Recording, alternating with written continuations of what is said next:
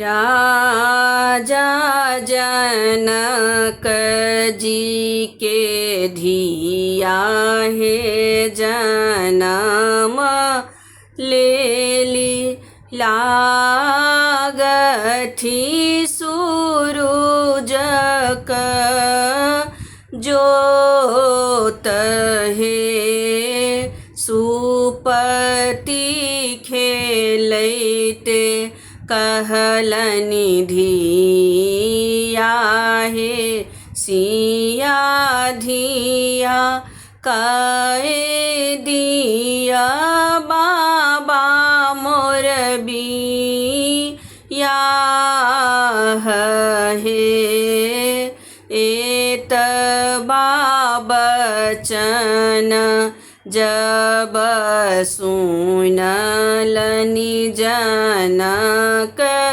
ऋषि चिठिया लिखल थाए हे ई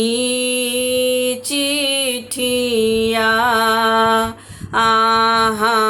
ने जाऊ नौआ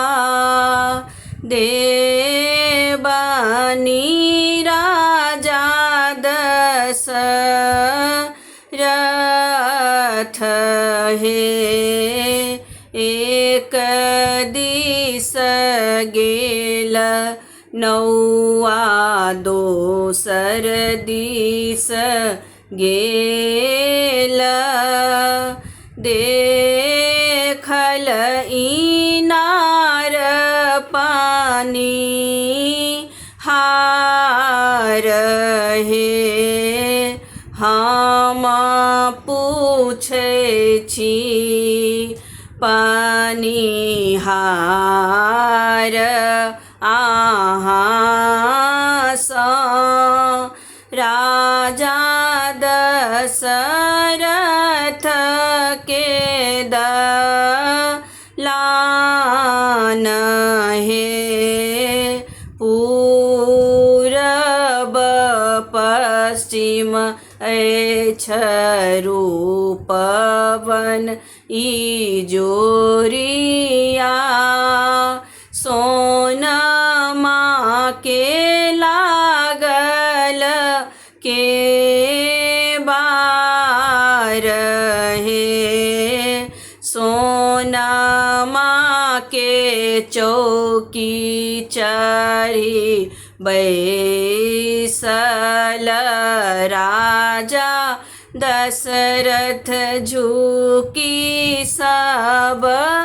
करनी प्रणाम हे ई चिठिया आहाँ लिया राजा दशरथ लिखियो में चिठिया जवाब हे चिठिया के पढ़ी राजा पाग बीच खोसल दशरथ गेला मुरु झाई हे घर सँ बाहर भेली रानी हे कौशल्या भय गेली ओंगठही ठार हे ई कोन चिट्ठी राजा पाग में छी खोसने हमारा पढ़ी के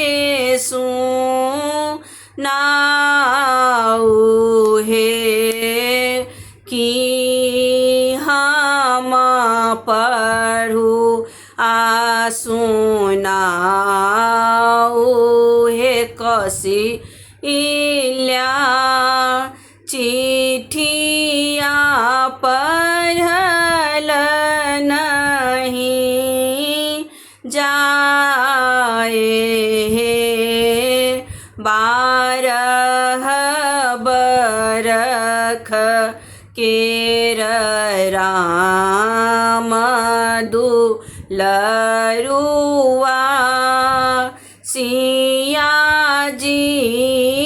भेटली सियान हे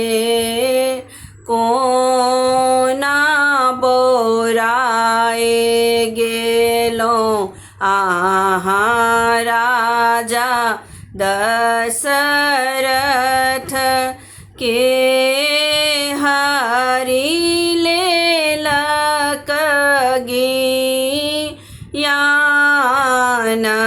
हे पूत आपूतहु घर भरी जायत पोता सवंशक नाम हे राम सिया केर भेलनी बिया हे दुनु कुल भेल जोत हे राम सिया केर भेलनी बिया हे दुनु कुल भेल